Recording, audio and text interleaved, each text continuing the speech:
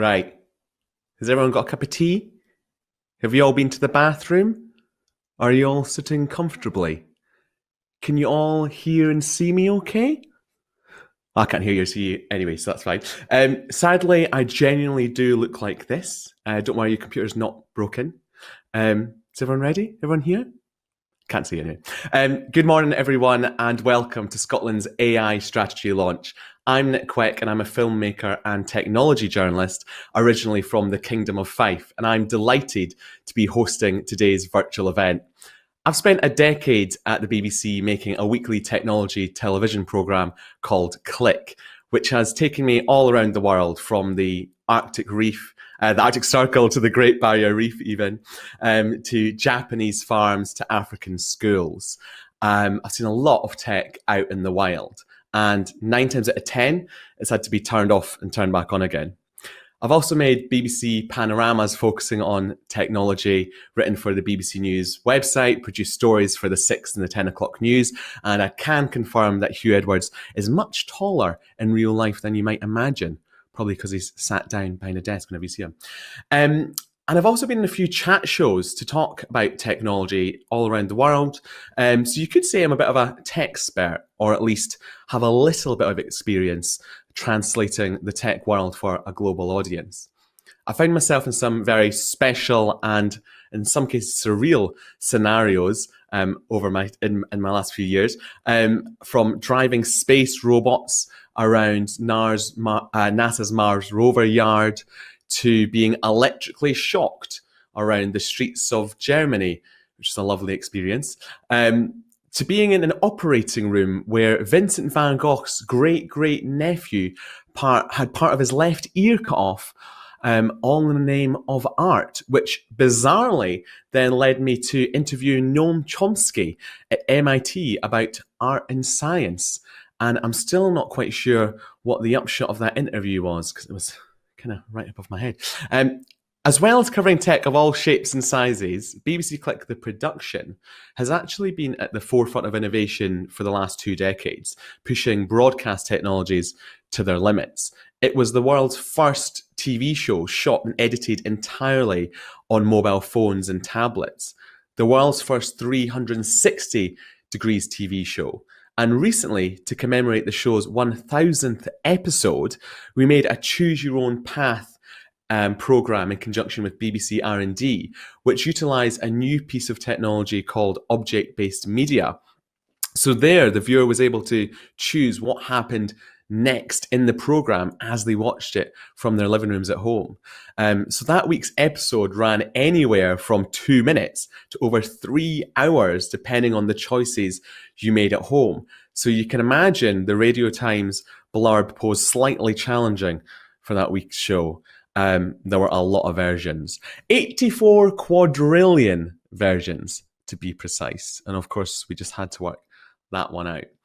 When it comes to artificial intelligence, I've collaborated with some of the biggest brains in the business, from interviewing Facebook's head of AI, Yann LeCun, to IBM's AI ethics leader, Francesca Rossi. I've recently worked with Babak Hodjat, who helped develop the natural language processing behind Apple's Siri. I hope I haven't set off anyone's Apple devices there. I've covered a bunch of different innovations and stories driven by AI. And increasingly, companies and startups are harnessing the power of AI in a lot of what they do and actually how they do it. It's no longer the stuff of science fiction or restricted to the inner sanctum labs of IBM. It's being used pretty much all around us, from retail to cookery to avocado production to haircuts, which is a foreign concept for most at present. And recently, whilst I was in Australia, and yeah, this was mid-pandemic, I covered mobile phone detection road cameras, and there AI was being used to catch drivers who were on their phones whilst behind the wheel. And I'm currently making a short film for the BBC about how artificial intelligence could play a very serious role in lowering suicide rates in Indigenous communities down under. Up until now, Australia hasn't had a proper centralised database, and humans have had to manually sift through literally millions of records by eye. That story is actually being broadcast this weekend. So part of my daily life for years has been to chart the rise and in some very embarrassing cases, the pitfalls of AI. And of course, we're seeing AI revolutionize and disrupt entire industries. Take Amazon or Uber for easy examples and all of their products and services that they're flogging us. Then there's Facebook and its involvement with companies like Cambridge Analytica. I'll say no more there. But I still get excited about AI when it does something really clever, like when I take photos on my Android phone and Google knows exactly how many bananas there are in shot, and how I can almost instantly find snaps of myself stuffing my face with barbecue in America. Should I need to humiliate myself further on WhatsApp, I can just click it and it's there in front of my eyes. But the thing that really does it for me is when I can see artificial intelligence being used for good in society. So where medical data sets can be analyzed to beat a fatal illness, for instance, or where AI could be used to analyze information in a more transparent and better way than humans to dispel distruths and ultimately better our world. So where does Scotland fit in all of this, in this rapidly evolving science? What is out there? What's on the horizon? And how can Scotland position itself in a prime site in this new landscape? Well, we'll hear about that after a few virtual housekeeping tips. So I'm just going to tell you how this is technically going to work this morning and what you should expect. So first of all, your camera at home is not on and will remain off for the remainder of this event. So don't worry, I can't see you. What I can see is the production team telling me to rapidly hurry this along. And this morning is interactive. So you will see a wee Q&A tab on your screen where you can put any questions that you might have for today's panelists, put them in there, and our session chairs will make best endeavours to address them. But please don't be offended if we can't get to all of the questions, as we'll inevitably run out of time. And because we're on for a couple of hours, I'd say make sure that your computer or device or whatever you're using actually has enough battery life in it to last the next 2 hours. And because we are on for the next 2 hours, make sure you do sit tight. And that's the end of the housekeeping. So today we've got a superb lineup of star acts to inform you and perhaps even inspire you. Firstly, we've got me, which is just phenomenal. But we really do have excellent participants for today's launch in our agenda, which I'll briefly go through with you now. In just a few minutes, we'll hear from Minister Kate Forbes, the Cabinet Secretary for Finance, who will be delivering today's strategy launch keynote. Then at noon until past, we'll enjoy discussion about AI in Scotland today, chaired by Gillian Dougherty, OBE, who is the CEO of the Data Lab. Jillian will be joined by Minister Forbes, Dr. Murray Collins, founder of Space Intelligence, Dorian Grove, who is head of Open Government for the Scottish Government. Also participating will be Dr. Gerald Lip, consulting radiologist, NHS Grampian, and Dr. Ken Sutherland, President, Canon Medical Research Europe, plus Andrew Richards, who is the founder and CEO of Codeplay. Following that discussion, we'll hear from Albert King, the Scottish Government's Chief Data Officer, on delivering the strategy. Then, at around 12:50, we'll hear from our international guests in a chat about AI beyond Scotland, which will be chaired by Professor David Lane, who's the director of the Edinburgh Centre for Robotics. Joining David will be Søren Frederik Bregenov, Chief Consultant at KL, the local government in Denmark, Sana Kirigani, Head of Her Majesty's Government Office for Artificial Intelligence, Kate MacDonald, New Zealand Government Fellow to the World Economic Forum, and Special Digital Advisor, Ministry for Business, Innovation and Employment, Hikina Waka Tutuki. They'll be joined by Minister Ivan Mckee, Minister for Trade, Innovation and Public Finance, and Stefan Verhulst, co-founder of GovLab. So a great chat to be had there about what's coming up around the world. Now, I see that I've got actually quite a few minutes left before we get stuck in to our opening keynote. So I might tell you a wee story about another surreal anecdote that I've been involved with over the years. I once got sent to cover a new fish and chip shop that had just opened up in East London.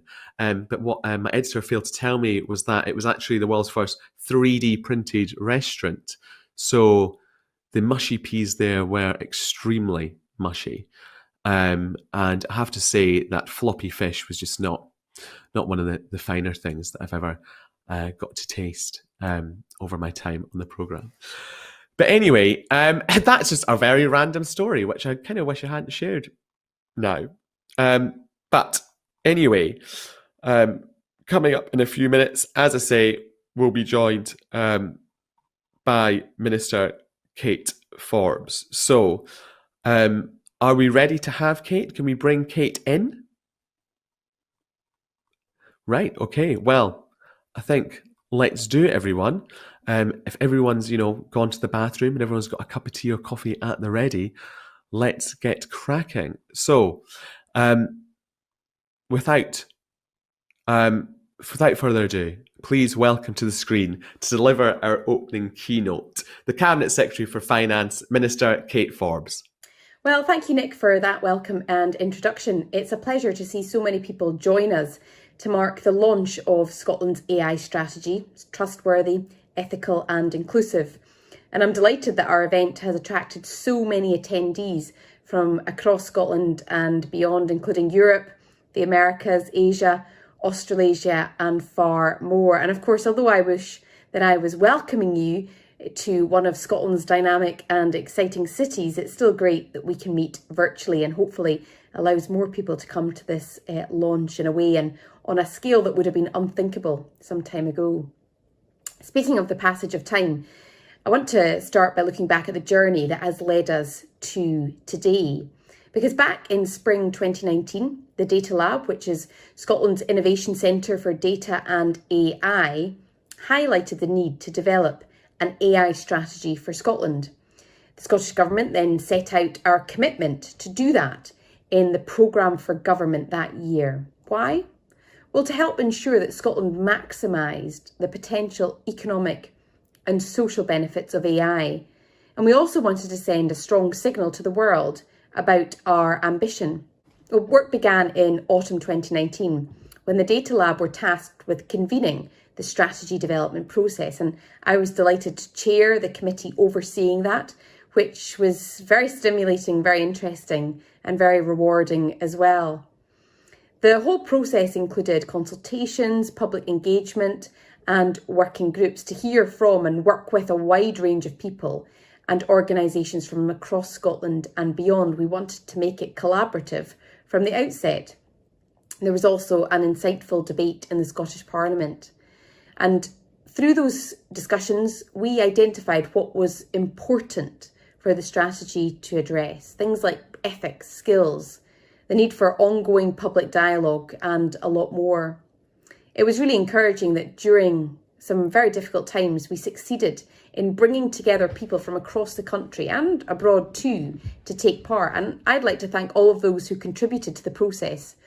That open and collaborative approach enabled us to produce a strategy that sets out an inspiring vision for AI in Scotland, as well as the actions that we would take to achieve those ambitions. Now, of course, in Scotland, we're not starting from scratch. We are building on strong foundations.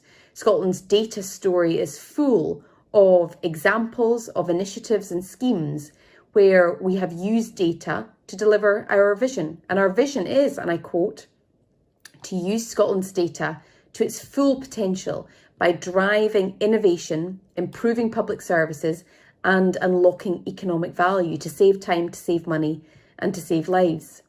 And that ambition is already being realised, as many initiatives show already, such as the 2 award-winning projects which use data, one to save victims of out-of-hospital cardiac arrest and the other to understand the relationship between health and homelessness.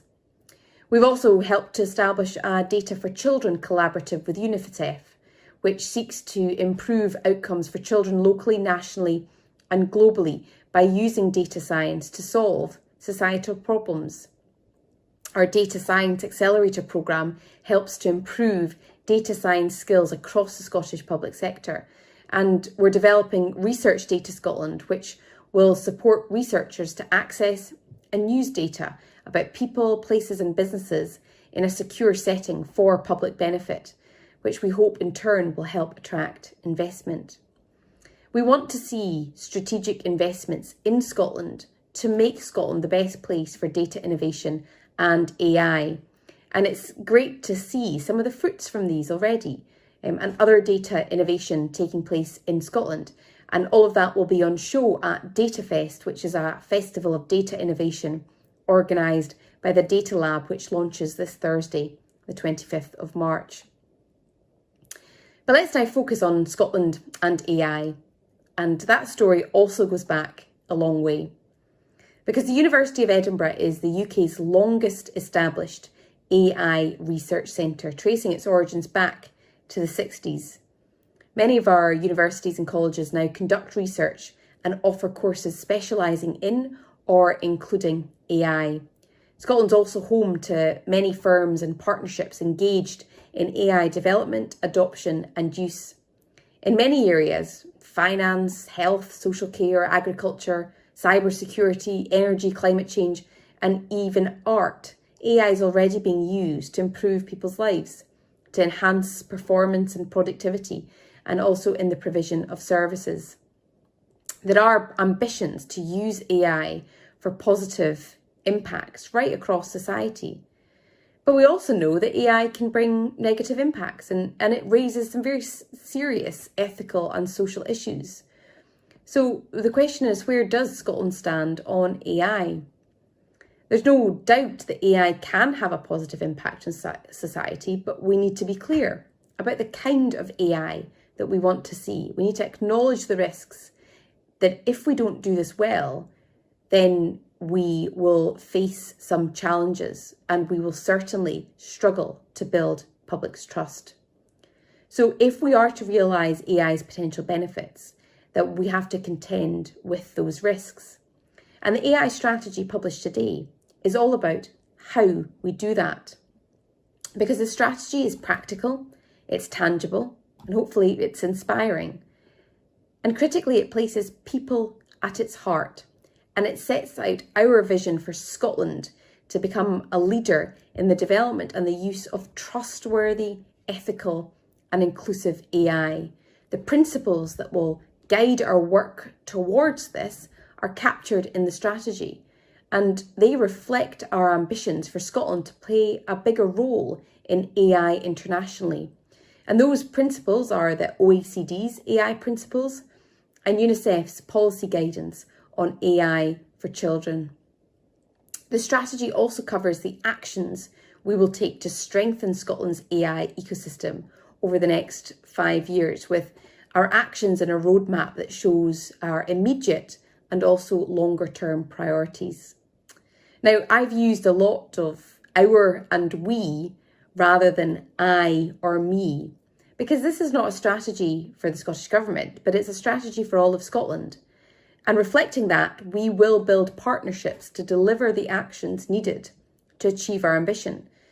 Now, that will all be done under the leadership of the Scottish AI Alliance.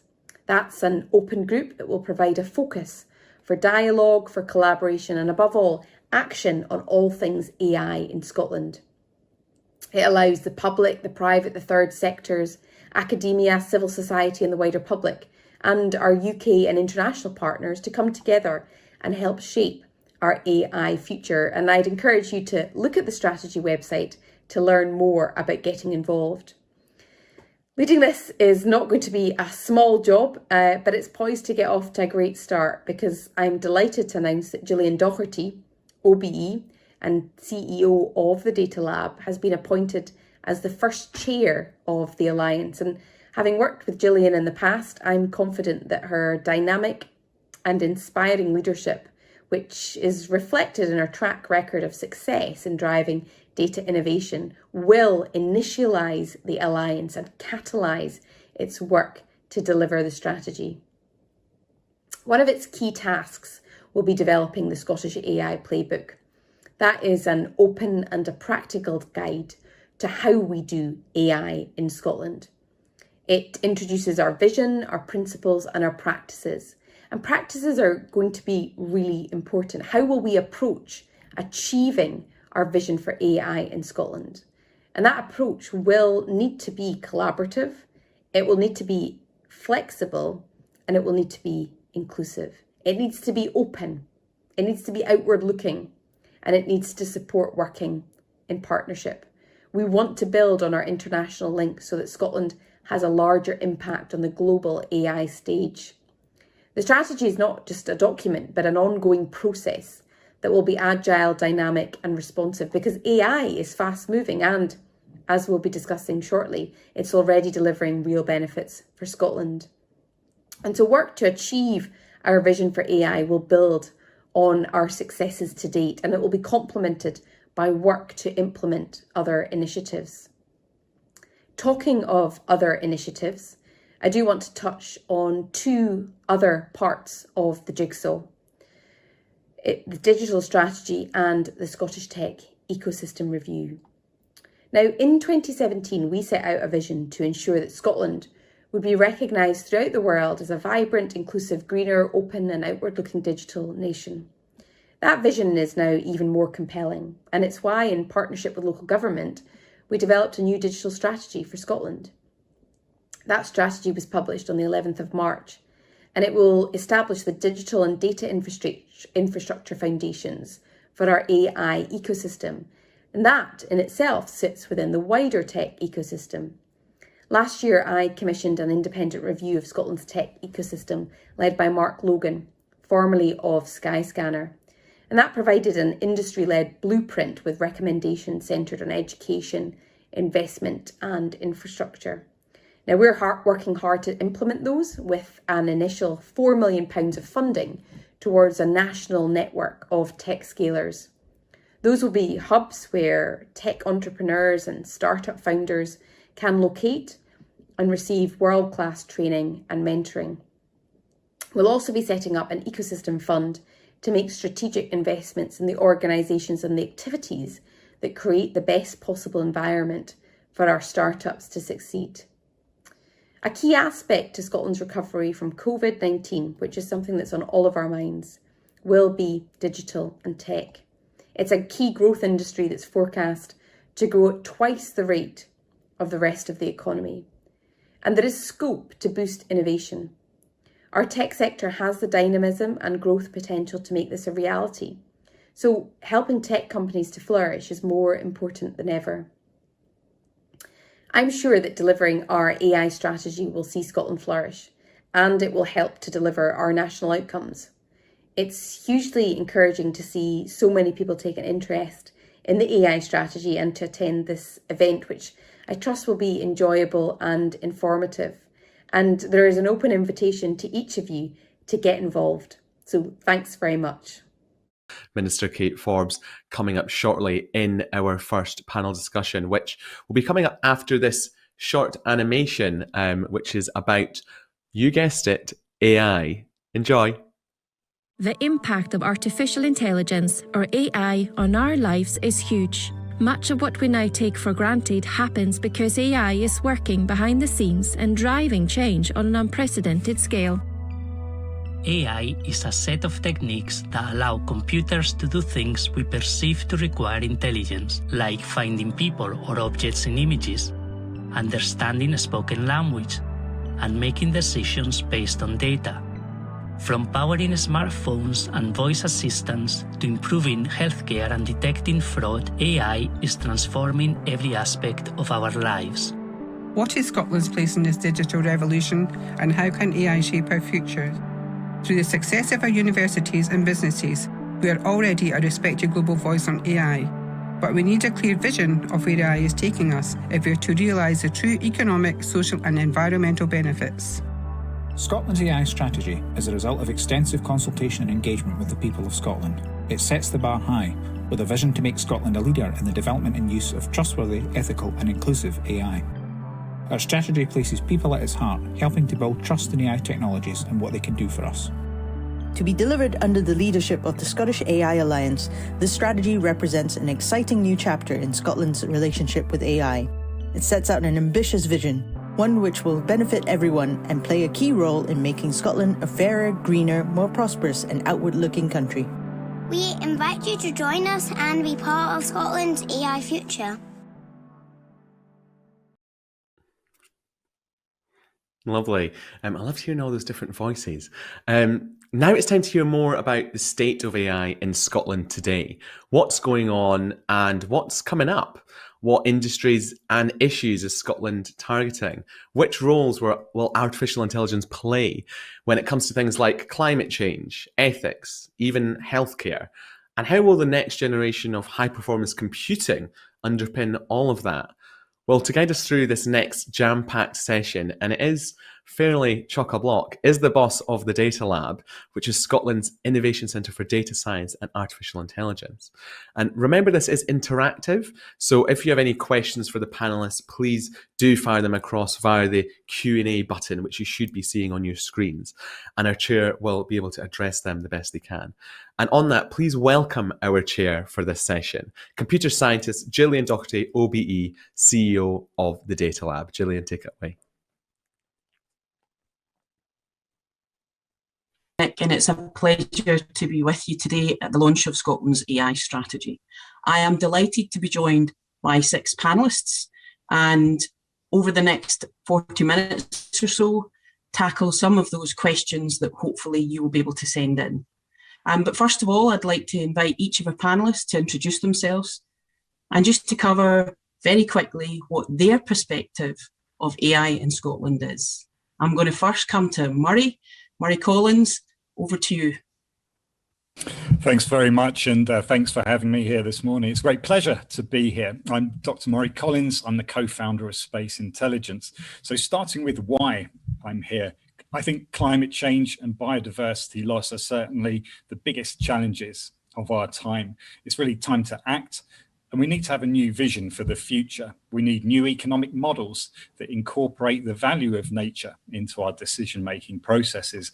And indeed, here in Scotland, the state of our natural capital is now part of the National Performance Framework. So natural capital is the sum of our environmental resources.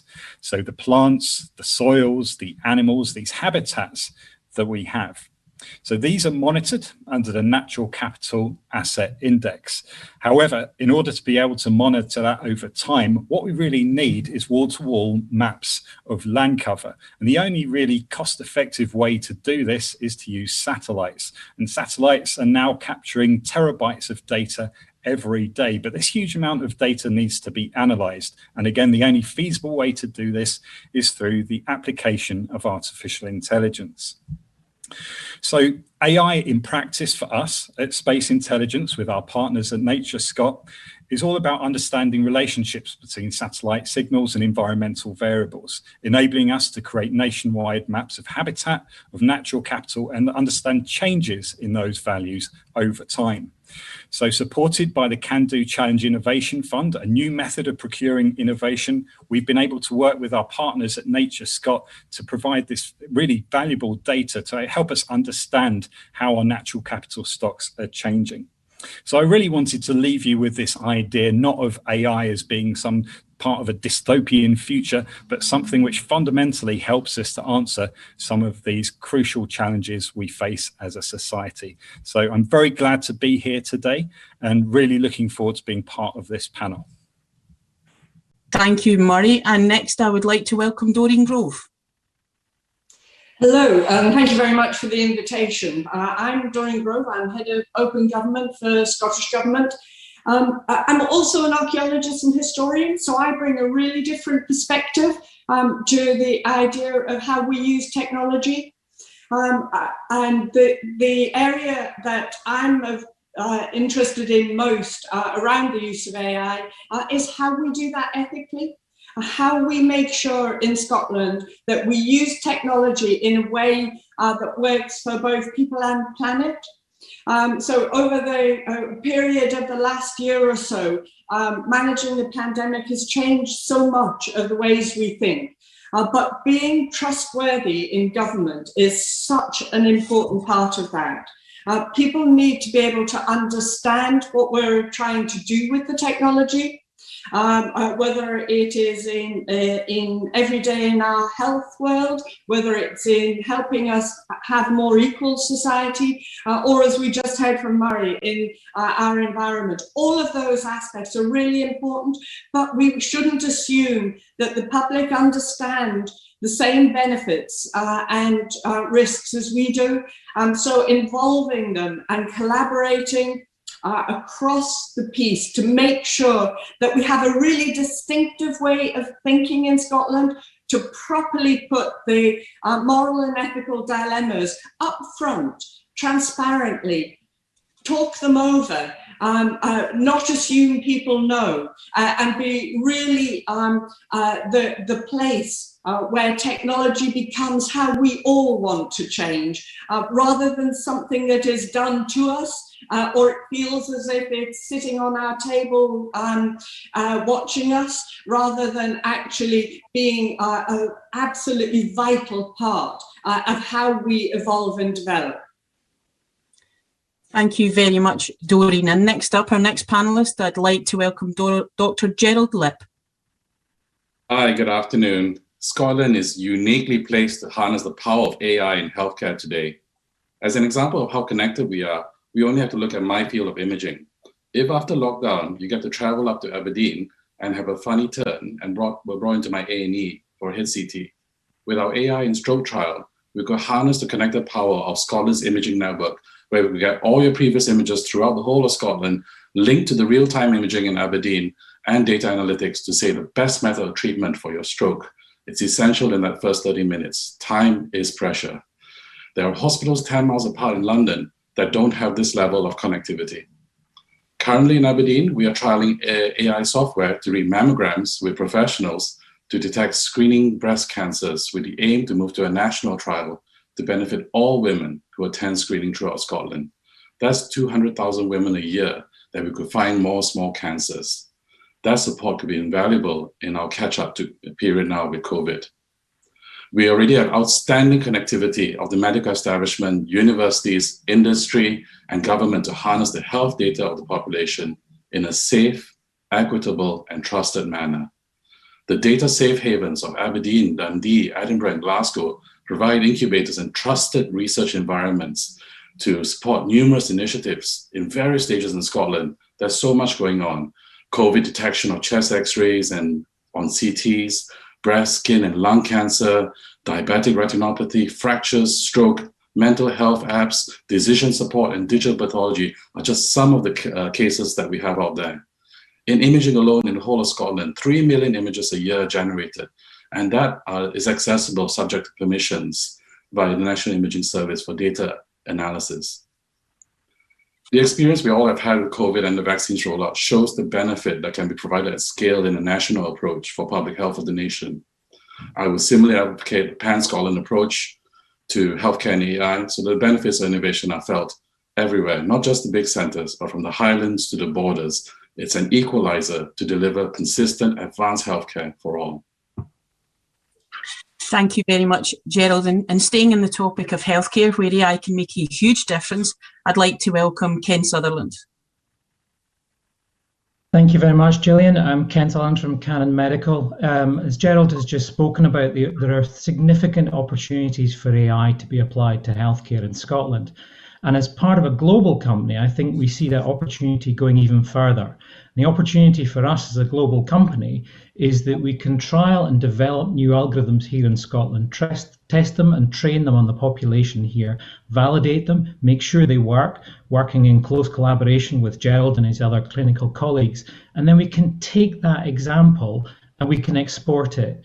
In our model, that's to our direct parent company in Japan, who then re-export it around the world, so it finds its way into use in hospitals all over the world. That's a fantastic opportunity for us here in Scotland. We have access to unique resources in terms of our healthcare data. The way that it's been, the custodianship of that data, the way that it's been kept, and now it's accessible through projects like the iCare project, which Canon are part of. And really the key experience, and the thing I would send out to everybody listening today, is that there's a real sense of collaboration here in Scotland, a real chance to work with colleagues like Gerald and others from the NHS to work with academics as well and other industry partners as well. We've managed to create a real model. The triple helix model is really working today for AI in healthcare in Scotland, and it's a great opportunity for lots of us. Thanks. Thank you very much, Ken. And just a reminder before I introduce our next panellist, please put your questions in the Q&A section of the screen. And we've got lots of questions coming in. But next, I'd like to introduce Andrew Richards. Hello, I'm Andrew. I'm the founder and CEO of a company called Codeplay. We're about 70, well, like 80 people now, growing very fast. We're based in Edinburgh. And I think why we got anything to do with AI is quite interesting. I thought I'd bring in a few connections from some of the things that have been talked today by our panelists. There's lots of interesting connections. So AI sometimes seems like a bewildering array of kind of magical technologies, but in reality, deep within these systems, you have to do real engineering. So one of the connections that seems very relevant for Scotland that we've talked about is the connection between AI and science. You'll notice that the actual AI use cases are much less magical and much more about real science, like medicine. And Scotland has a long history actually of high performance computing and science that's very relevant to the world of AI, as well as actually doing the AI research. So we, for example, are working with the US National Supercomputer Centers to build the next generation of supercomputers, some of which will be used for machine learning, but will also be used for science. So the fact that the platforms are used for the same things is very interesting. But another interesting thing that's relevant for Scotland is very successful in the video games industry, where I come from. And the amount of processing power that you need to do these AI algorithms, what enabled people to suddenly make these AI algorithms work was phenomenal amounts of processing power. And that processing power came from video games, which is actually where Codeplay as a company started from. It's where we started from. The graphics processors that are designed to do incredible video game graphics are actually the same graphics processors that then enable people to do incredible science and incredible artificial intelligence as a result. So that's really what we do at Codeplay. We enable the platforms to enable this to work. And the other last connection that I wanted to bring in was about ethics. So people want to be able to take these technologies and drive cars, for example. So then we need to think about a bunch of safety challenges. And that's another thing that Codeplay does as well. We work with people all around the world to work out how do we make these technologies kind of at a deep level, these very high performance technologies, sometimes designed for video games, how do we turn those into technologies that are safe enough to do things like medical diagnosis or drive a car? Thank you very much, Andrew. And I'm absolutely delighted to welcome back Cabinet Secretary Kate Forbes. Great to see you back at the panel, and wondered maybe if you could give us just a couple of minutes. We know you didn't get a chance to finish your speech earlier before we move to questions. I'm sure there's plenty of people that would love the idea of not being able to complete my speech in these political times. But thanks for bringing me back in. And I'm sure there's an irony to the situation of Wi-Fi breaking down in your opening remarks. But I've been enjoying listening to everybody else. And I suppose some of the points that I wanted to make at the outset, where particularly with this AI strategy, is how it's not just a strategy for government, it's a strategy for all of Scotland. And that means that we have a responsibility to find the people that don't think it applies to them and bring them in to the conversation as well. And in terms of the development of the strategy, it's been a very open and collaborative approach. And that can't finish now that we have a strategy, but actually it's something that we need to build on. And the reasons for that are really quite simple. And I look at this particularly through the lens of the impact of COVID on Scotland, but indeed on the world, and what the growth industries are going to be to power the Scottish economy, and what the principles are going to be for how we serve our fellow citizens with all the services that the public sector provides. So that might be health, and it's great to hear comments from some of those working in the health sector, but it will be other areas as well.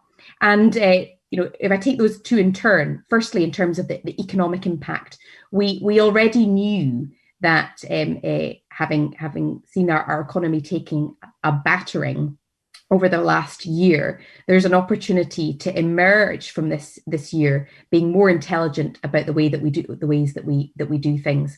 And AI has got to be seen in the wider context. There's two other key strategies that have been published in recent months that go to the heart of that. One is a new digital strategy. So that's a strategy that's been worked on with Scottish Government and local government to develop a new digital strategy for Scotland, about Scotland thriving in a digital world, establishing the digital and data infrastructure foundations. And the second is a wider tech ecosystem that was led by Mark Logan, formerly of Skyscanner, looking at how we develop a stronger tech ecosystem, how we build a network of tech scalers to help tech entrepreneurs and startup founders, and there will be two additional announcements on that this coming week on an ecosystem fund.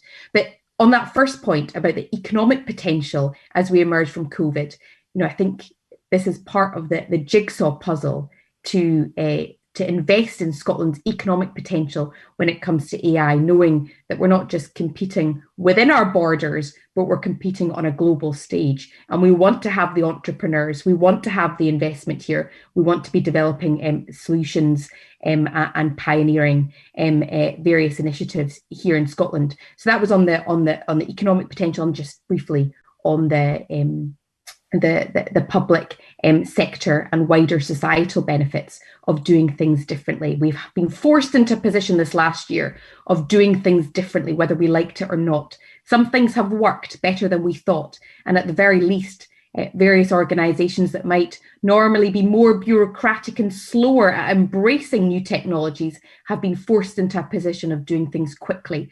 And we want to build on that and continue to see services being delivered in a more innovative way, and in doing that provide opportunities to businesses, to entrepreneurs, to try and do things differently as well. So from a government perspective, and with this I will close, I see great opportunities for the economy, but in turn great opportunities to solve problems and to serve people in more innovative and more effective ways if we get this strategy right. And ultimately, what I like after we've developed the principles is looking at the tangible, meaningful steps to actually do that, because we can all talk about it.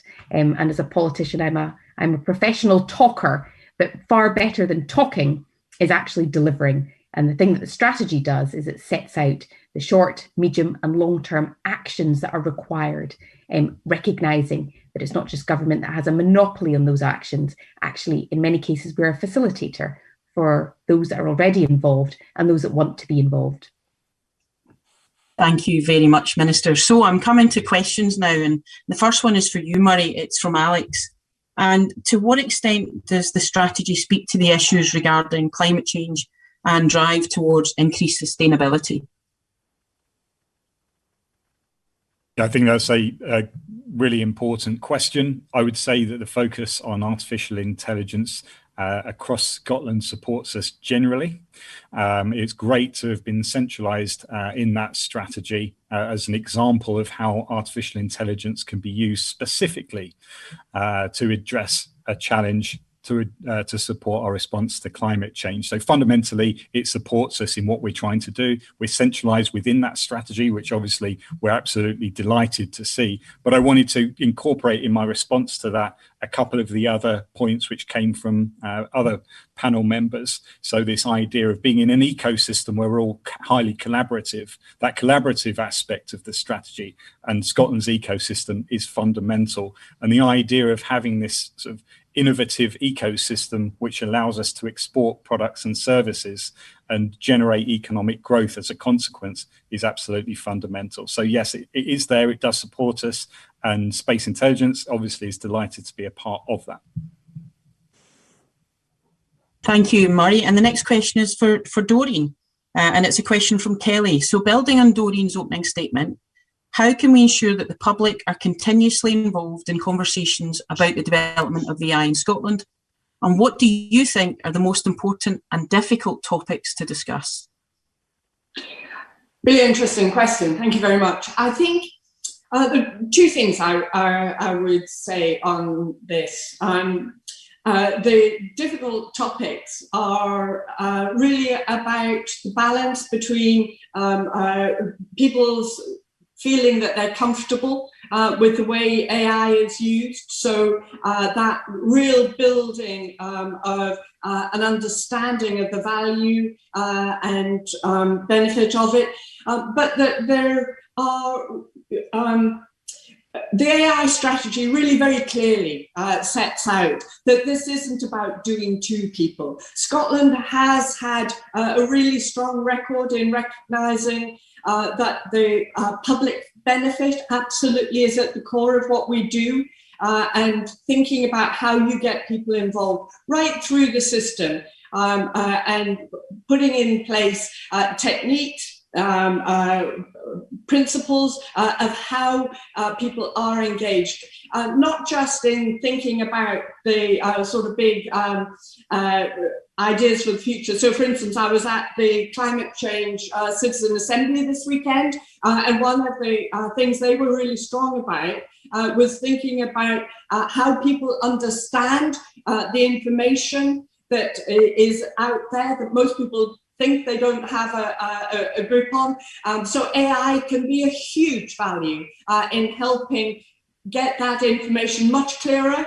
But it's much more than sharing information. It's about how you involve people. And the AI strategy gives us a route in order to put in place a real meaningful engagement, to go through some of the really difficult topics. We've seen during COVID some of the really big areas where public engagement has been really helpful, thinking about the impact of COVID. So building on that kind of technique, we can feed it through as we build the structures and processes that help us really put AI on the map around open government and being a more open and transparent government. It's sat in our national performance framework. It's there in all of our strategies. This government has been absolutely clear that it wants people to be engaged.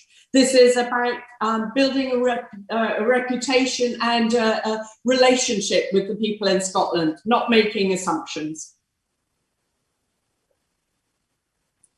Thank you, Doreen. And changing from Ewan, which has been voted up 4 times, and this one I'm going to pose to Andrew. Is there not a danger that AI is again overhyped? And that Ewan said, he says, so many companies using AI and machine learning to seek investment purely to increase their valuation. So you have built a fantastic organisation.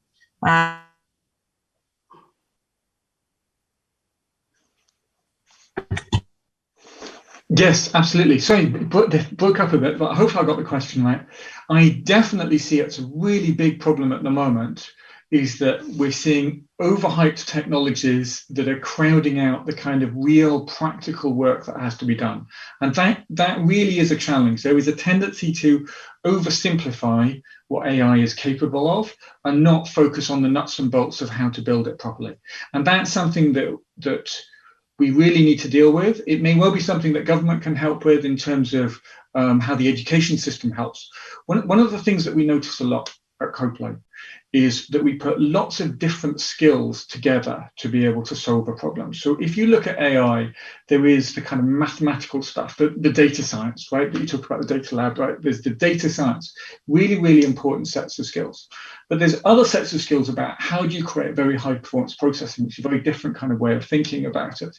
And then when you start to look at safety, there's a whole load of challenges to do with safety. It's not just about how reliable can a car detect something, but what happens if something goes wrong? How do you work out all of how do you deal with things going wrong and still failing in a safe way?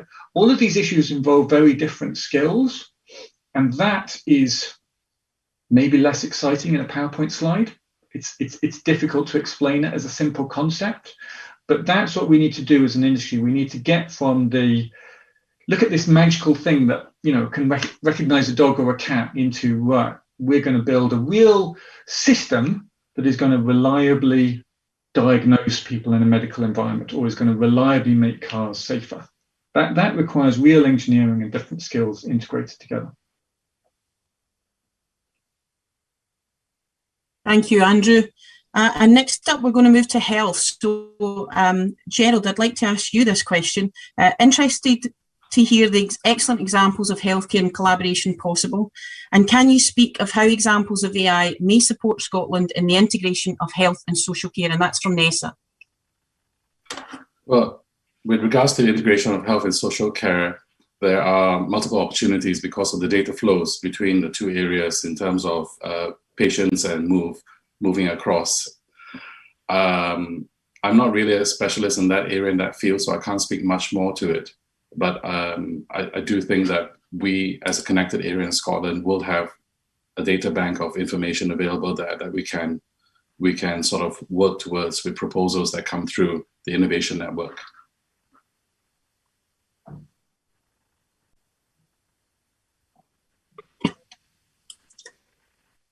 Thank you, Gerald. And next up to Ken, actually. You've got some experience in this area, and this is the question from Marie.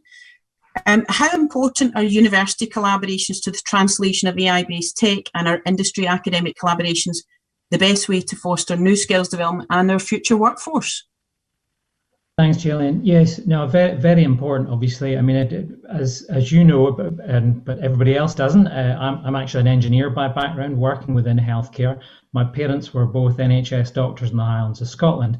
And one of the things I've learned from that background is the need to collaborate and the need to understand the other side of the coin, the need to understand things from other people's perspective. The classical problem here is that engineers know what problems they can solve, but they don't know what problems exist in the real world. It's the clinical experts who know what the real problems are. And what we need to do is put everybody together and get into this creative space where people bump into each other and come up with fantastic new ideas.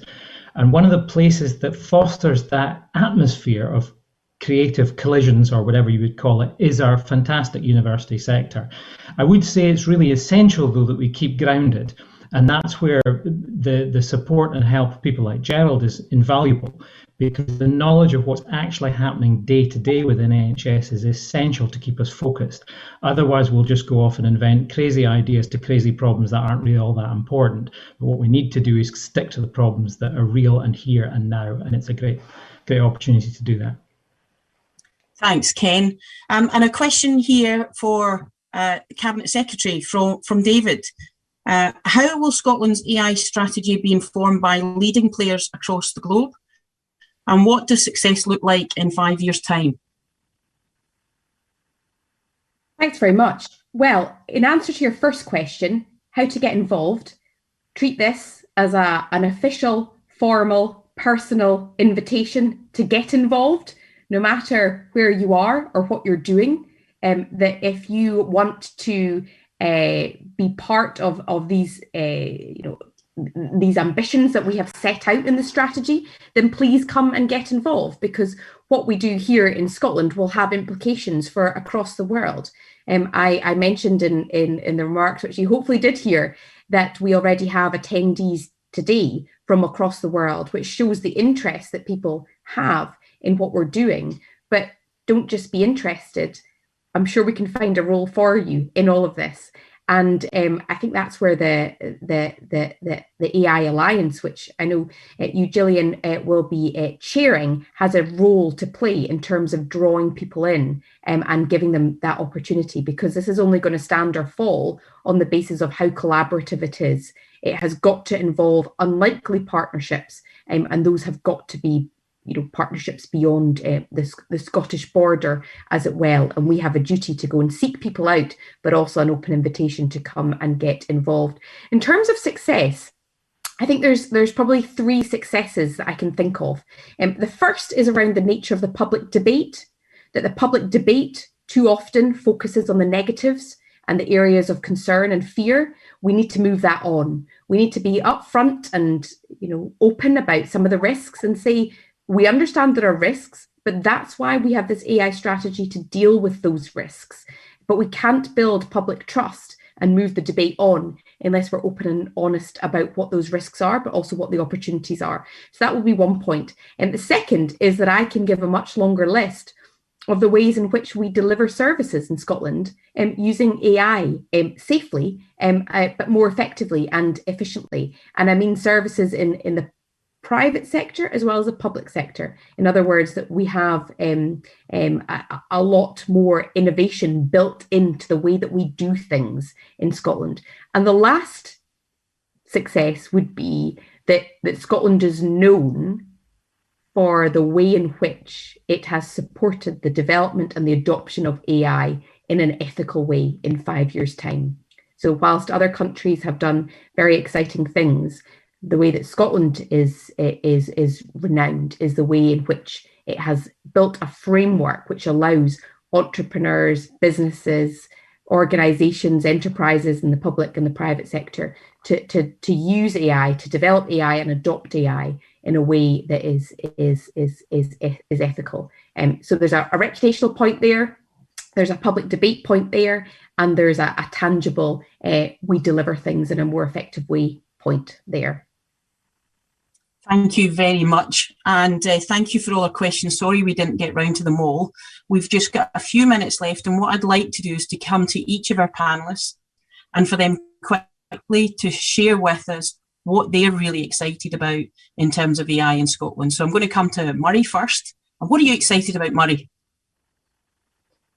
I'm just generally excited. I think it's the fantastic ecosystem to work in. I think the fact that we have this strategy, that we're all sitting here today talking about how we work together to develop a vision of the future, that the government is behind this, that there are funding bodies like the Can Do Challenge Innovation Fund willing to support innovation, and we can work together to address these major challenges, which are not only a problem for Scotland, but are a problem internationally. So for us, of course, it's climate change and biodiversity loss. And so I'd like to thank everybody for the opportunity to come here. And what I'm excited about is working with all of you to develop new products, new services, work with universities, and expand out across the world and work together to create a brighter future. So thank you. Thanks, Murray. And Doreen, what are you excited about?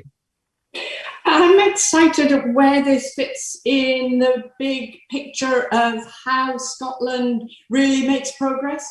I'm excited that this is a really core part of pulling together the big strategies around digital and data. And if anybody wants to join us on the Open Government Partnership Movement, we're developing our new plan.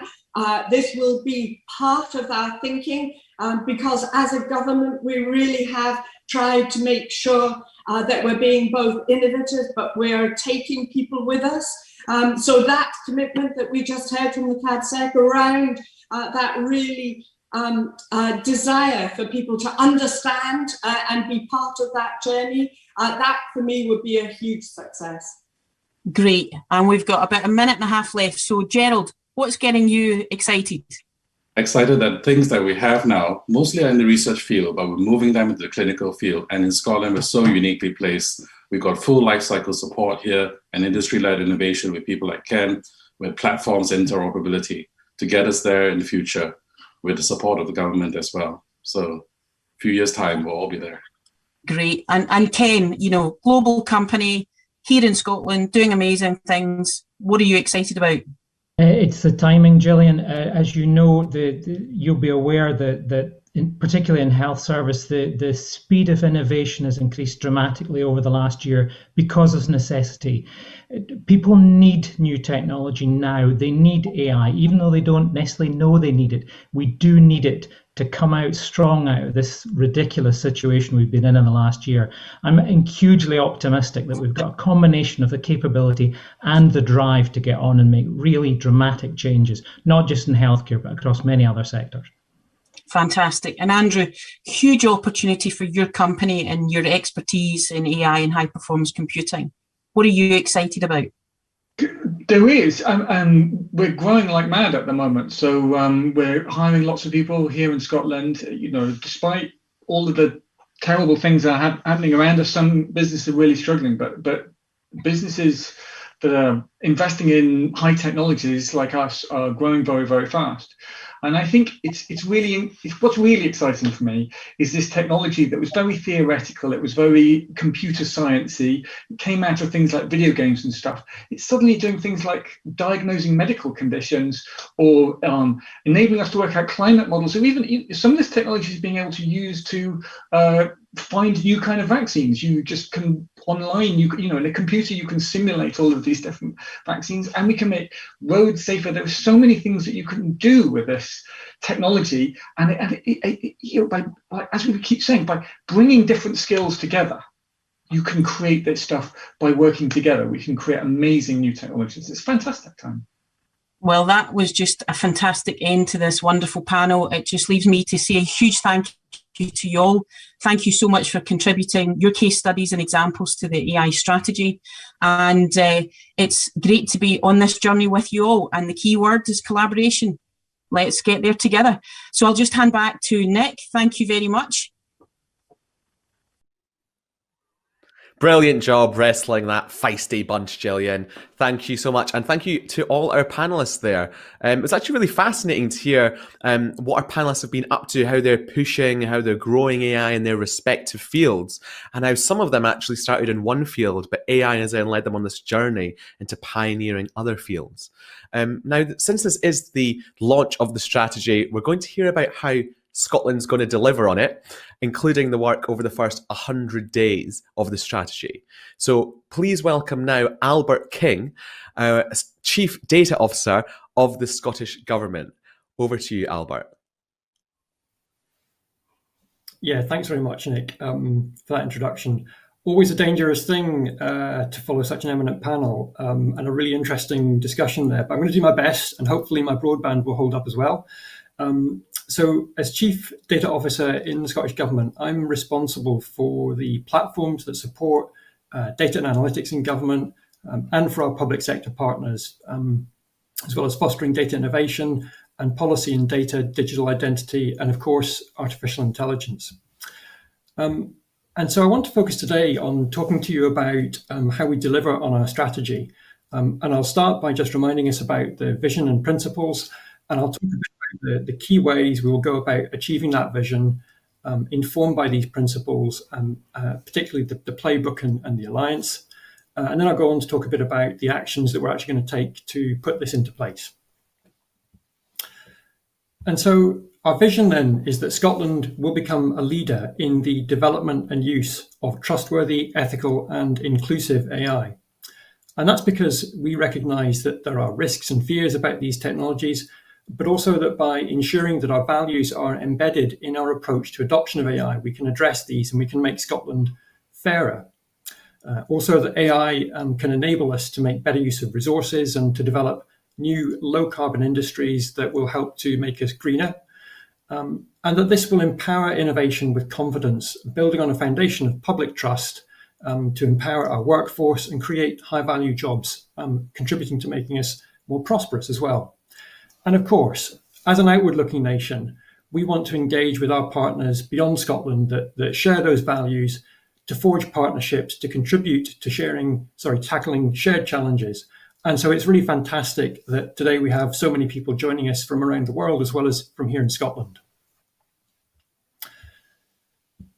In achieving that vision, then, we have recognised that we need to be agile, we need to be dynamic and responsive, as both technology and indeed as attitudes continue to develop.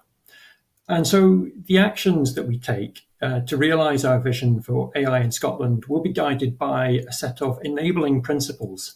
And we see this as essential if AI is to, is to earn people's trust and to make us competitive in a global marketplace where AI ethics is emerging as a key consideration and indeed as a competitive advantage. And so our work will be guided by the OECD's principles for responsible, trustworthy AI. Now, I know you'll want to read these in more detail and they're set out in the strategy, but I think key things to take from these are the emphasis they place on benefiting people and the planet, very much reflecting the focus that we have on putting citizens at the heart of our strategy. Also, they have a strong emphasis on respecting rights, on being transparent, and explaining the decisions that are made by these technologies. And they recognise the importance of ensuring that AI systems are fundamentally robust, trustworthy, and secure. So collectively, they reflect our belief that everyone should contribute to and benefit from AI that is trustworthy, ethical, and inclusive.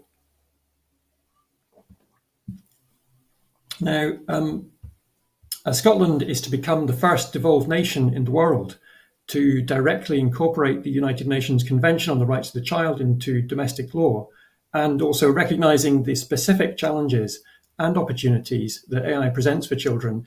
It is also appropriate that we will consider the 9 requirements of UNICEF's policy guidance on AI for children, which draw on the UNCRC as we take forward our work.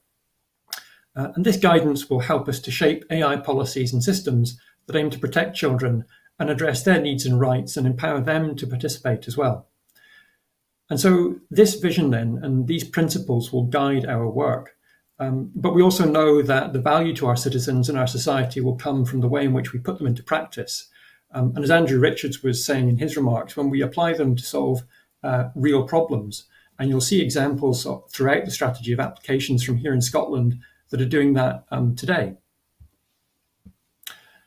And so I'm going to focus now on the elements of the strategy that are about how we put these principles into practice. Now, as we were hearing earlier from the Cabinet Secretary, the strategy that we are publishing today is the result of extensive consultation with the public, with industry, from across the public sector, as well as academia on AI and its place in our society. It gives us a roadmap that details where we want to go and what we need to do to get there.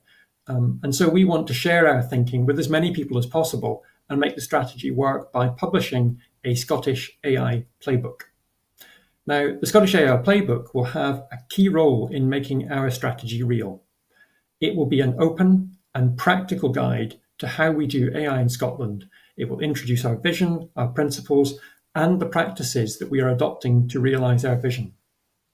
Importantly, we will be developing our playbook collaboratively, working through and with the AI Alliance, and I'll say a bit more about the Alliance in a moment. It will serve to showcase and inspire, as well as provide the practical foundations for AI in Scotland, guided by our principles.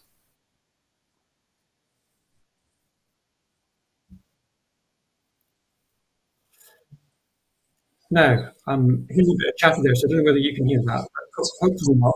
Hopefully you can still hear me. As our Cabinet Secretary was saying in her remarks earlier, this is about being tangible. It's about taking our vision and principles and actually putting them into practice. And so just to make that a bit real and to give you an example of how we're doing that, I want to talk to you about the work that we're doing now to develop an AI explainability framework to complement Scotland's AI strategy.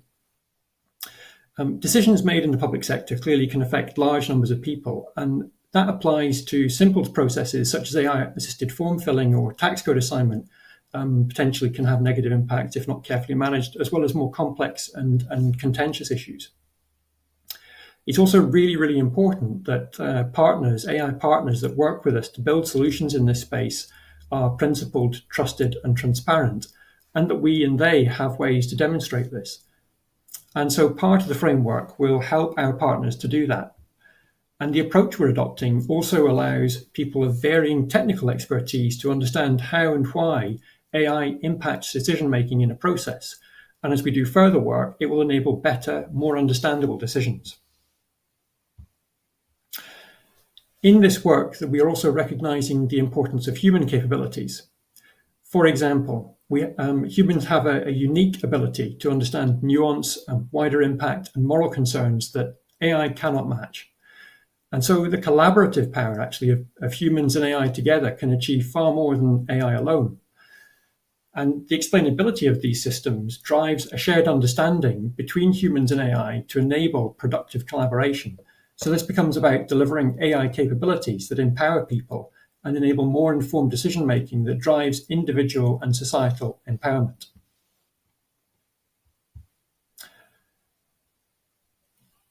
Excuse me. Now, as many of you will know, this isn't actually simple stuff, and addressing the challenges around explainability isn't easy. And that's why we are approaching this in the spirit that I explained earlier, of learning by doing. It's also why we will continue to build on this work, both to develop the framework for explainable AI and also to seek to apply it to new cases, which both inform the development of the framework and bring this approach to new applications that help to improve our public services and ensure they are trusted and high quality.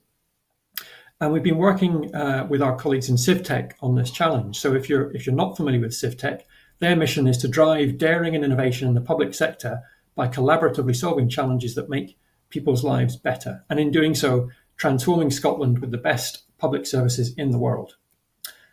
And as they plan for CivTech 6, there will be opportunities for organisations across Scotland's public sector to bring this approach to your challenges and to work with us and with the CivTech team on building the framework we're developing and contribute to building the AI Playbook.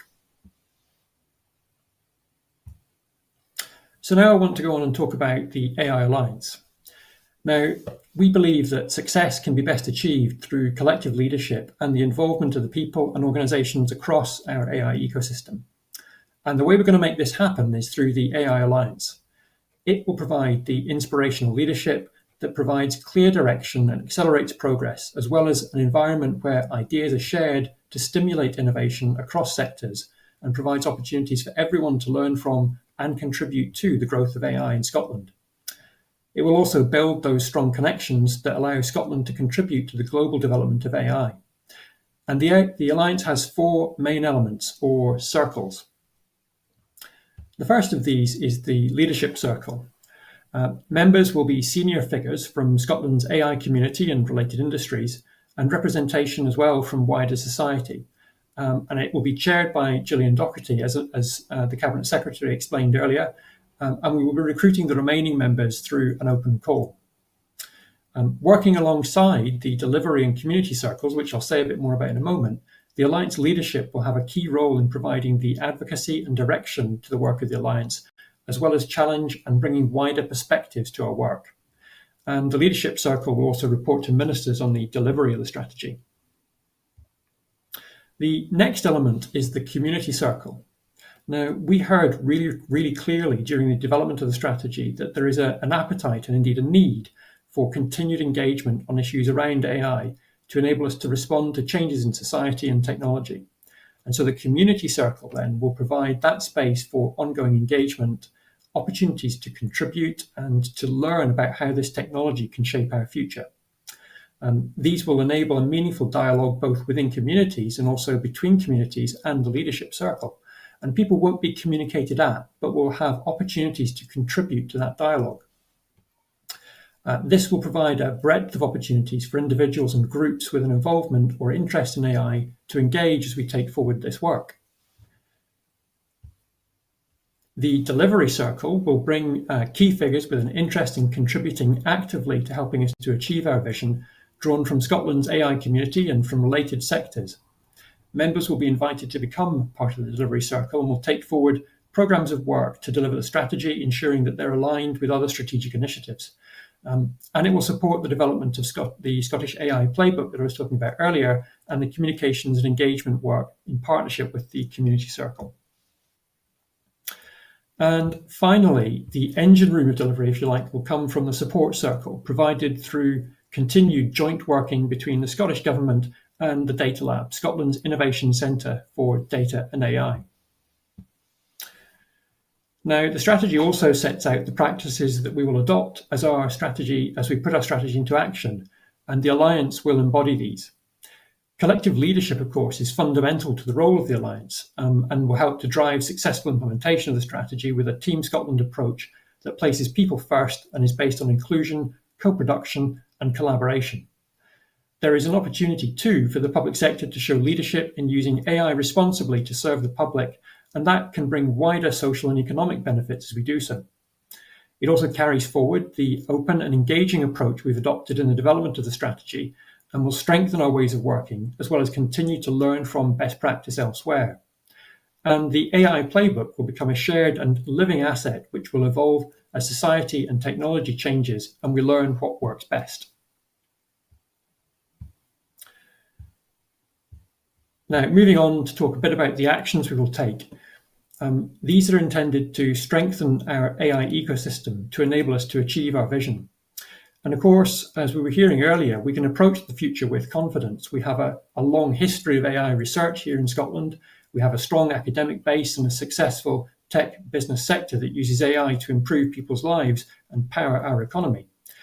And our AI strategy is also complemented by other strategic programs, such as Scotland's digital strategy, which was published on March the 11th, which establishes the digital and data infrastructure foundations that are going to power our AI solutions.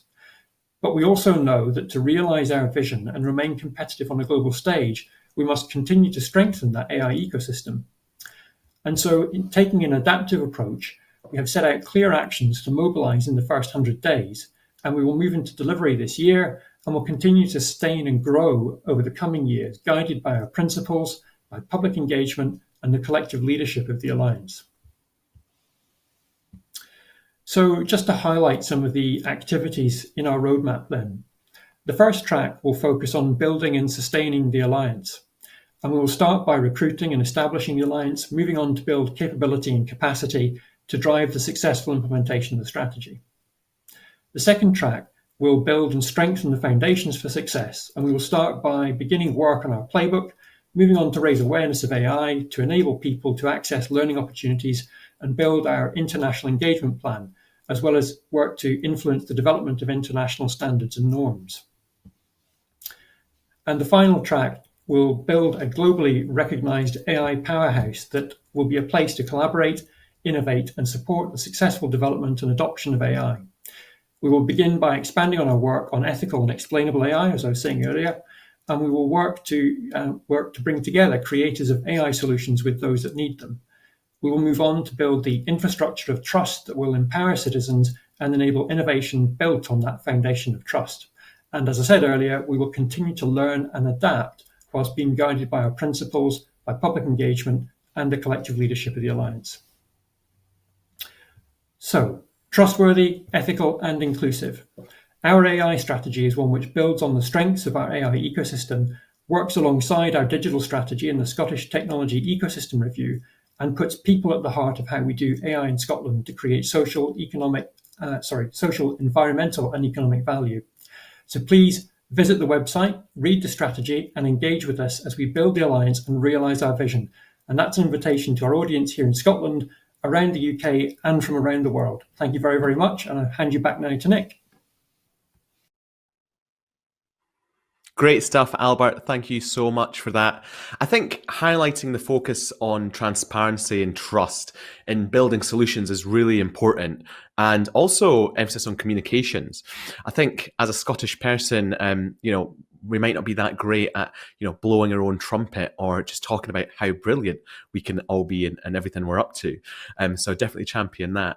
And just earlier there, when we're talking about all the different industries which Scotland's kind of pioneering in, and not to single one out in particular, but if you look at the video games industry and you look at what Scotland's offering, you've got incredible companies which are just absolutely dominating the global marketplace, actually, coming up with some real blockbusters, which is just fantastic. And I think that'll be crucial as well, as coming up with stuff that actually is world class.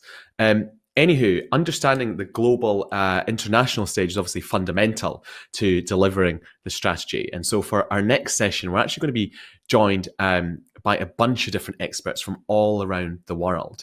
And we're going to be shining a spotlight on AI beyond Scotland. So we've got guests from Denmark to New Zealand to New York. Not sure what order that would be in, but anyway, and of course people right here in Scotland. And also remember, this is interactive. So if you've got any questions for the panelists in the next session, please do put them in via the Q&A button that you should see on your screen, and our chair will make his best endeavours to address them as best he can. And again, please don't be offended if we can't get to them all. So please welcome our next chair for the session, Professor David Lane, who's the director of the Edinburgh Centre for Robotics. Over to you, David.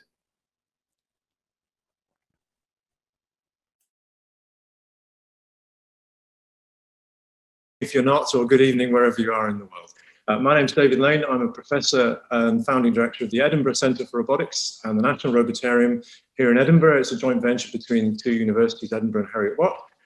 But I'm also on the UK AI Council. I'm the chair of the UK Robotics Growth Partnership, and I do some entrepreneurship stuff as well. So it's a great delight to be here. I do AI in the real world, AI with real physical systems, and I teach students. We're going to have a really interesting panel discussion here, I think, today, because we've got a very international group, as Nick commented. What I'm going to do is get them all to introduce themselves quickly, just to say who we've got here so we know. So kicking off, first of all, with Mr. Mckee, the Minister. Ivan. Hi, good afternoon. My name is Ivan Mckee. I'm the Scottish Government Minister for Trade, Innovation and Public Finance, and delighted to be here this afternoon and hoping to learn a lot from what's happening around the world on AI. Thank you. Thank you, Ivan. And now, Kate. Hello. Well, I'm from New Zealand, so you can probably tell from my accent.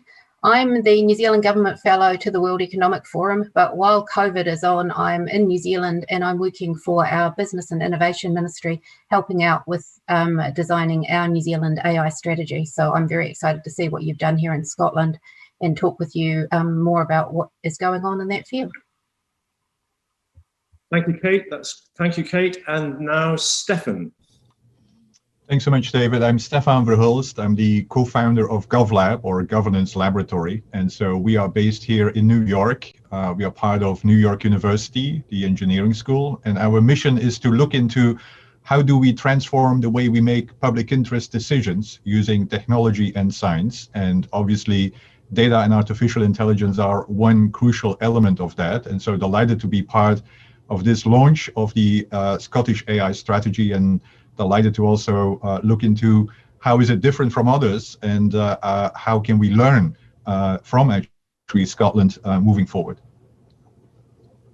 Thank you, Stefan. And then getting closer to home from Denmark now, Søren. Hi, thank you for the invitation to be in this panel and to introduce the Danish perspective on AI. My name is Søren Bregenov, and I'm from Local Government Denmark, which is the interest organization for all municipalities in Denmark. My focus right now is especially on how we involve the politicians in the work with AI, because AI makes it necessary for us to make some priorities and to make sometimes hard decisions about how we introduce AI in our work with welfare and services, which will have an impact on our citizens. Thank you, Søren. Fantastic. And then getting closer to home, and finally, Sam. Hi, everyone. My name is Sana Karagani. I am the UK government's head of the UK government's Office for AI, and we are the secretariat for the AI Council that David sits on as well. And last week we announced that we are writing an AI strategy as well. So very keen to continue working with the Scottish Government and hear a lot more about the experience and how it's all going. So massive congratulations on publishing today.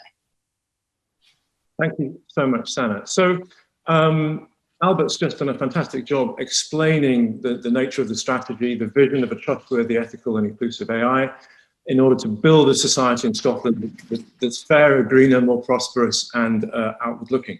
But of course, Scotland isn't an island, and in order to achieve many of these objectives, we have to work in concert with our international partners on areas such as regulation, for example. AI doesn't know any borders. And so that international perspective is going to be very important. So what I'd like to do now is, again, working from the furthest away to the nearest for no particular reason, invite colleagues to give us some reflections on progress with your own AA strategy and roadmaps, or the work that you're working on as appropriate, and where you see resonances and differences with the Scottish AI strategy. And while they're making those comments, everybody, if you'd like to put some questions into the chat, it would help me enormously if you could say who you'd like to ask the question, answer the question, that would be good. And then we'll have a good discussion afterwards. So again, starting from the furthest away, I'll invite Kate to make a few comments on the New Zealand perspective. Great. Well, thank you very much, and congratulations on the strategy. It's a very impressive piece of work. We in New Zealand are just at the start of our engagement phase, so we're a little bit behind you. And our strategy, the AI strategy for Aotearoa New Zealand, it's a key initiative under our Digital Technologies Industry Transformation Plan, which is part of our government's wider economic strategy. And the digital part of it is something that they want accelerated during COVID. So it's become a little bit more important than it was before. We have got a vision which is very similar to yours, actually. It's that Aotearoa is a people-centred, inclusive and ethical, that it has people-centred, inclusive and ethical AI, benefits our economy and people, and makes us a trusted partner in the global AI landscape. And we have got 6 cornerstones that we've built the strategy around. So they are uniquely New Zealand, which is looking at our brand and how we might want to position ourselves in the AI landscape, what we want to be known for. The second one is about trust, human-centered and trusted AI. Third one is about investment. Fourth one is preparing our workforce. The fifth one is our place in the world. So what sort of role do we want to play in AI governance, and how do we want to ensure that our brand of ethical AI is fitting in with everybody else's? And the final one is enabling foundations. So making sure that we have the right physical infrastructure, cybersecurity, privacy, all of those things that we think are important sitting underneath it. So each cornerstone will have a set of priority areas and exemplar projects, and sitting under the strategy will be a roadmap with prioritised actions, which both government and business will own, and we're going to work together to try and implement the vision and achieve the outcomes. So in terms of how I see resonances, I think that there are a lot of resonances. I think engagement, consultation and collaboration are key to our strategy. And we've been watching your previous engagement work with your discussion documents and what you've done, and we're very keen to replicate some of that here in New Zealand because we think it's been a really great process. We think that the role of AI in society is the focus of our work too, just as you do, and we've put the people at the heart of our strategy as well. So for us, building trust and gaining that social license is critical for AI development. I would say that perhaps one point of difference between us and you is our bicultural approach to AI and data. So we have 2 very different worldviews in New Zealand. We have the Western worldview, but we also have our Indigenous people or our Maori worldview. And while there are similarities between those worldviews, there are a lot of differences around how we use data, how we store it, how we make it secure, and how we own and the status of the material that's created from the data. And so all of those things are going to contribute into our strategy as well. And we've made a set of commitments to our Maori people and to our diverse nation, because New Zealand is actually a fairly diverse nation. There's something like 88 different ethnicities live in New Zealand. So we've committed that we will support all levels of our society to gain a high level of understanding about AI. We've committed to collaborative partnerships and engagement with all communities from all over the country. And we've also committed to ensure strong and ongoing Maori governance of AI systems and making sure that Maori values and frameworks and tikanga, which is traditional ways of doing things, the guidelines are built into how we do AI. So that's where we're at, very, very early stages, but very excited that other countries like you have gone on the journey before us, and looking forward to seeing what we can pick up from you. Thank you. Thank you. Hey, that's very interesting. The bicultural approach is something we might want to explore. Does that apply in the Scottish context if you look at the regionality that we have here? That's very interesting. Okay, moving closer to home slightly into New York now, and Stefan. Great, thanks David, and again congratulations for the AI strategy, which is a really impressive undertaking, and also the process was extremely impressive. And so what I will do is mainly highlight 3 elements that I feel are somewhat distinctive and similar at the same time with some of the other strategies that we have worked with here at GovLab. And again, while we are based in New York, and obviously we have worked with the city of New York, we also have worked with, of course, the federal level, but we also have been engaged at the global level with regard to strengthening and developing AI strategies. And so I'm not just reflecting on the US experience here. But as first element that I feel is important to emphasize is indeed the level of urgency that the strategy is bringing to the table to actually really have an AI strategy. And I think worldwide, I think it's very important to have that level of urgency. But I think what is distinctive is that with other countries, including the US, typically the urgency that is reflected in an AI strategy is the urgency to stay on the top, right? Is to compete with others and to be the leader of the pack. And I think what is really distinctive and also needs to be applauded with the AI strategy is that the urgency of the Scottish strategy is really the urgency to support humanity as such. And I think that's a really important distinctive element and also to be celebrated.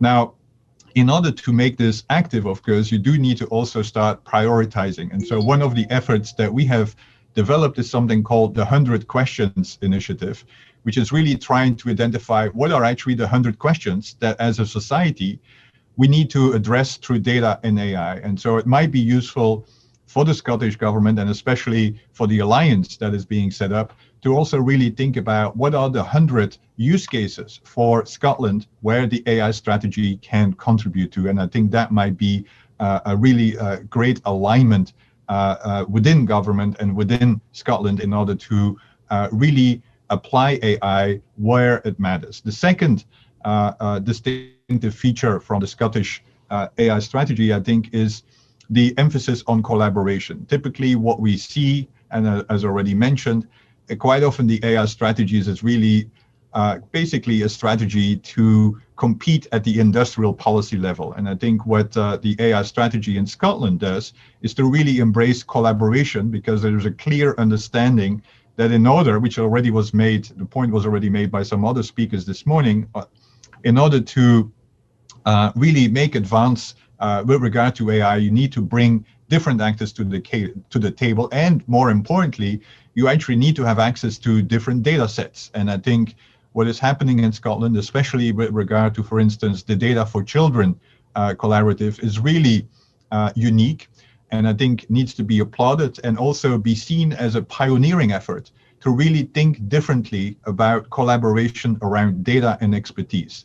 And I think the Data for Children collaborative really can set a global model to really aspire on how you actually not only collaborate within Scotland, where you bring different expertise to the table, but also globally to bring, for instance, private sector players to the table to really share data that can inform the public interest decision making.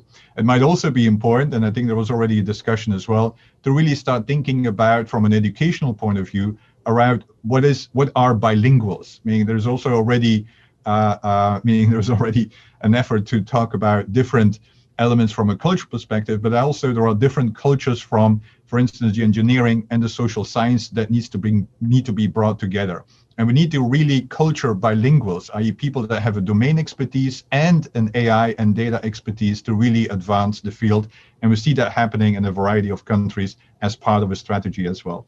And then the last element, very quickly, really to be celebrated, is indeed this engagement with stakeholders and the public at large in order to, as was also mentioned by Kate, establish the social license to move forward, to really leverage AI to apply to public problems and to really look into how do we collectively solve problems using technology.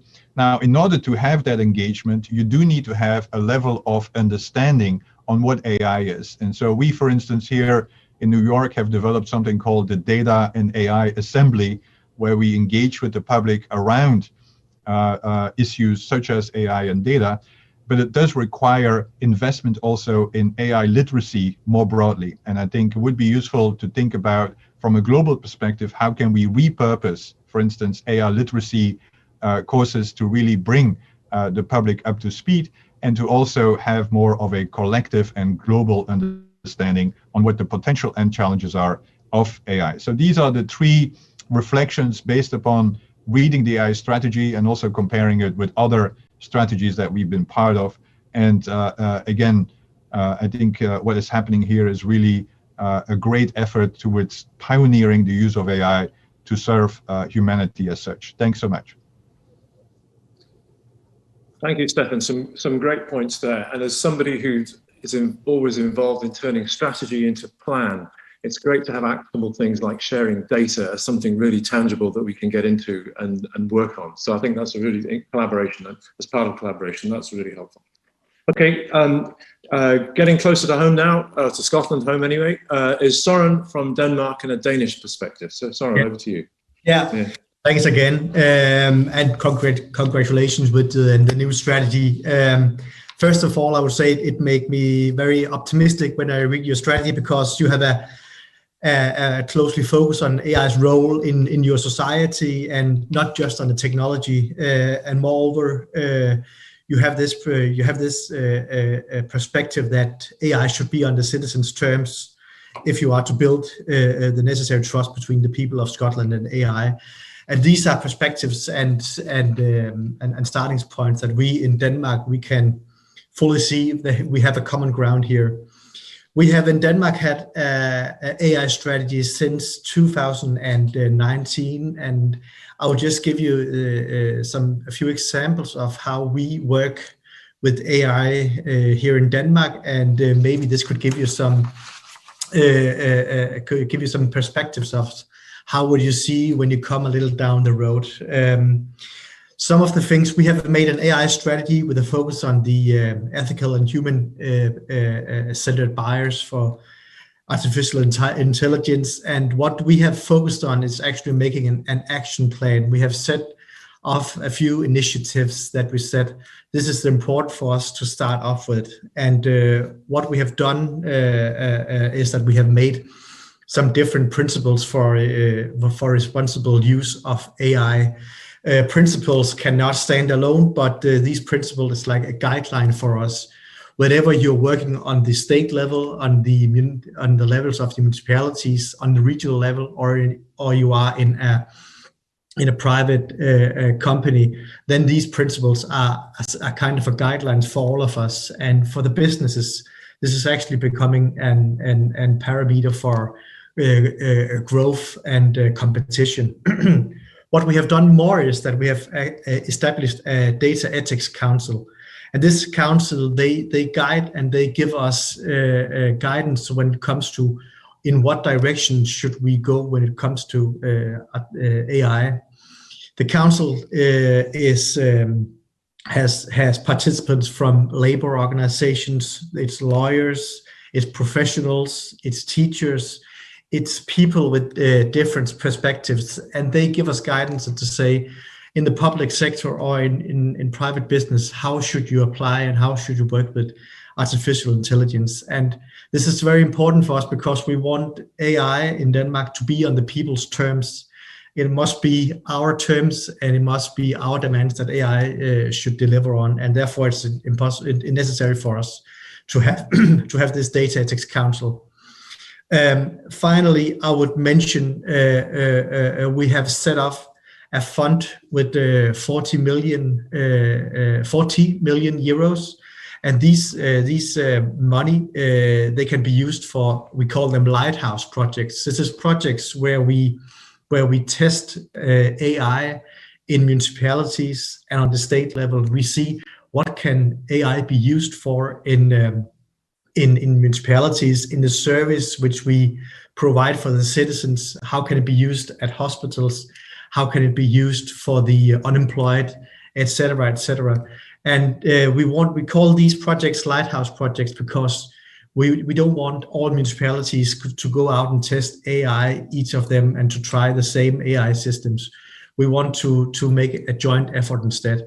And we have a long tradition in Denmark in working in cross-sector on different levels when it comes to digitizations and digital projects. And AI is just the next step.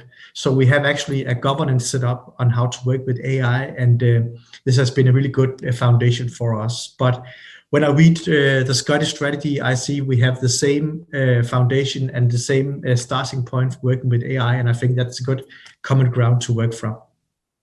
Thank you. Thank you, Søren. Wonderful. And it's so good to hear that a nation of a similar size, I might say, Denmark to Scotland, the population anyway, is already up and running this in 2019. And the work you've done on governance and establishing your ethics council mirrors very much the way the Scottish strategy is going. So I think there's much that we can perhaps learn from you and work with you as we go forward.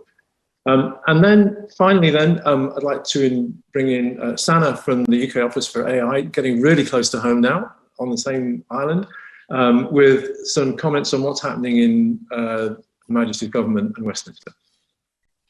Thank you, David. Yeah, and I think as we get closer to home, the differences between the strategy and what we're planning becomes fewer and fewer. And I think that is a massive testament to the work that the team have done in Scotland to get the strategy to where it is. Especially ensuring that there is inclusivity across the whole of Scotland, but also making sure that we are joining the dots and bringing all of the different perspectives and points of view together. So I was actually on the joining the dots working group, so I can attest that it was an incredibly useful thing to do. So just like Kate, we will be borrowing and stealing and learning very much from the work that's being done there in terms of how you've approached all this. So just quickly to tell you, to tell the audience, I guess, about what we're doing over in Westminster and in the AI strategy that we're putting together for England. We're centering the strategy very much based on building on the work that we started in the AI sector deal in 2018, and really taking advice of the AI Council, who published the roadmap earlier this year. And in no particular order, because we kind of see it as a circle, the three areas that we are centering the AI strategy around are growth, which is around the economy, and in a way that's inclusive and puts people in the center of the strategy. Values, which is around kind of how do we ensure a safe, secure, and trustworthy development of responsible AI. And finally, resilience. So how do we ensure that we are adaptable, the strategy is adaptable, especially to changes. So ensuring that we continue to fund skills, R&D, talent, and really ensure that we continue to support the areas where we have a legacy of strength.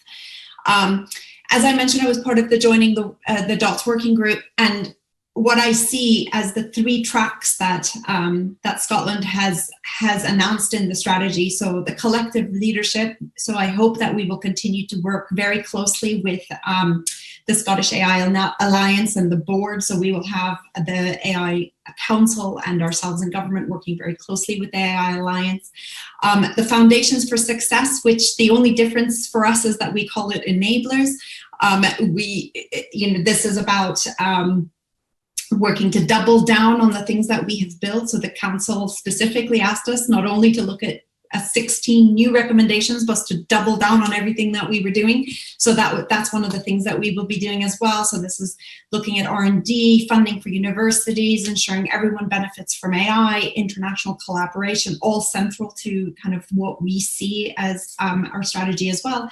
And finally, the final track is build an AI powerhouse, which for us is really, this I see as really maximizing the benefits of AI through scaling knowledge, to creating opportunities to adopt AI. We talk about this in our growth section, or diffusion of AI. So I really see a huge amount of overlap between our two strategies. And I think together we're really going to make the UK an even stronger place when it comes to this landscape and this ecosystem.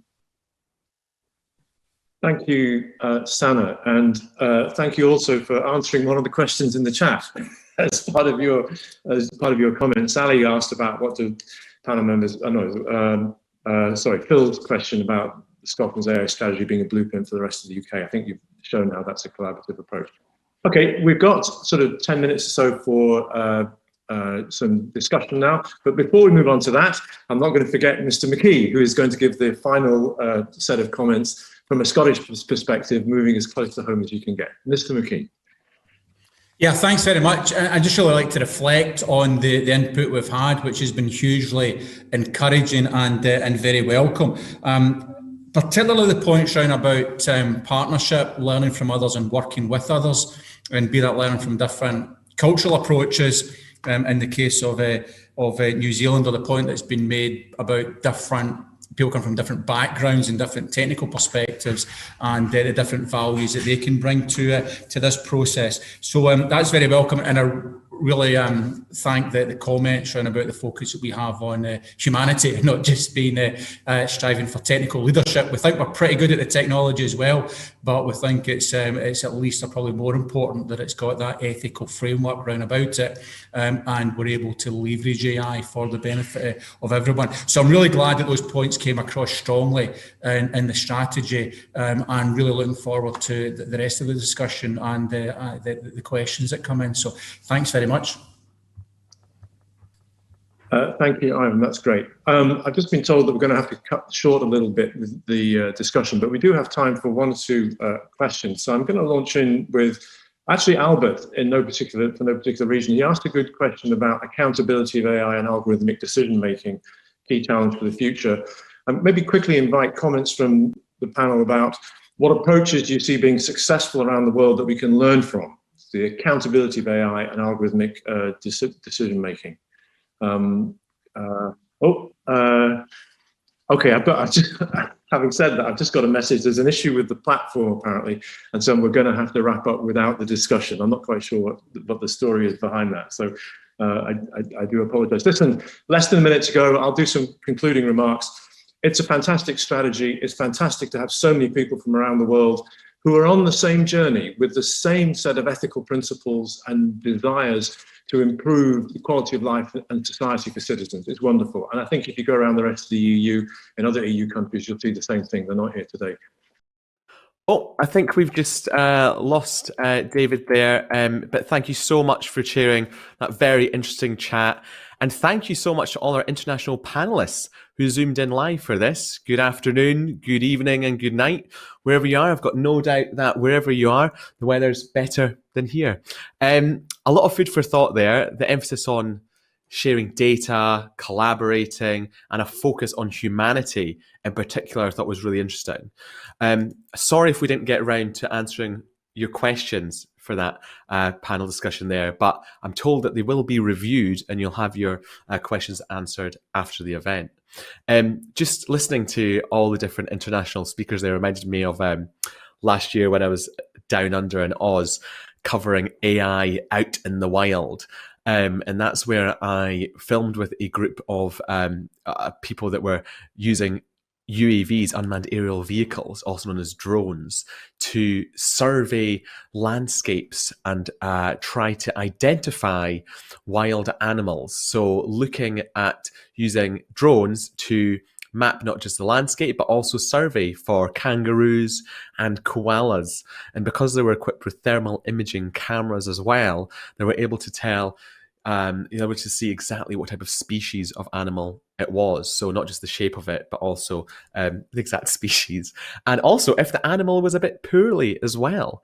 But that was pretty awesome. And that was using a bunch of different technologies, computer vision, drones, and AI to survey the landscape and build up a pretty solid census and survey for the Australian government. So that was pretty awesome to cover that out in the wild. I think we might be going now, just before we close today's launch. I think we're going to try and welcome back Ivan Mckee, the Minister for Trade, Innovation and Public Finance. Can we bring Ivan in? So I'd like to thank all of the speakers and contributors we've heard from today from all around the world. And I'd like to say a few words about our AI strategy and the event we've had today. The strategy sets out our vision for Scotland to become a world leader in the development and use of trustworthy, ethical and inclusive AI. And AI, of course, is a global phenomenon. And as our discussion today has shown, many of the big challenges we face are shared with others around the world. Our conversation today has also shown the value of discussing experiences of AI as they impact elsewhere and strengthening our global connections with those working on AI, which has hopefully been reflected in the geographic spread of those joining today's event. This bodes well for the future, given the intent we have that we will build our partnerships and Scotland will play a bigger role in AI on the international stage. Today, we start the work to realise our vision for AI. We're launching our call for people to join the leadership circle of the AI Alliance. So please visit the strategy website at scotlandaistrategy.com to find out more and how you can take part.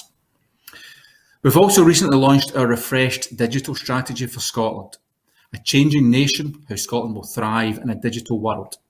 The strategy sets out the role digital will play in our recovery from COVID-19, how we can work together to enable Scotland to fulfil its potential facing the challenges and the opportunities that digital brings, and how we ensure the societal and economic well-being of our people and our country through the use of increasing digital technology. This is founded on embracing the opportunities of technology, data, and the benefits of truly digital thinking to ensure that Scotland is recognised throughout the world as a digital nation. Being data-driven is one of those key principles that underpins the strategy. And there are commitments in the strategy to building our data infrastructure and data standards to provide a strong foundation for realising our ambitions around AI. And we commit to providing support for our SMEs, enabling them to access and optimise new digital technology, not just in the tech sector, but across all sectors, recognising the critical importance of digital right across our economy.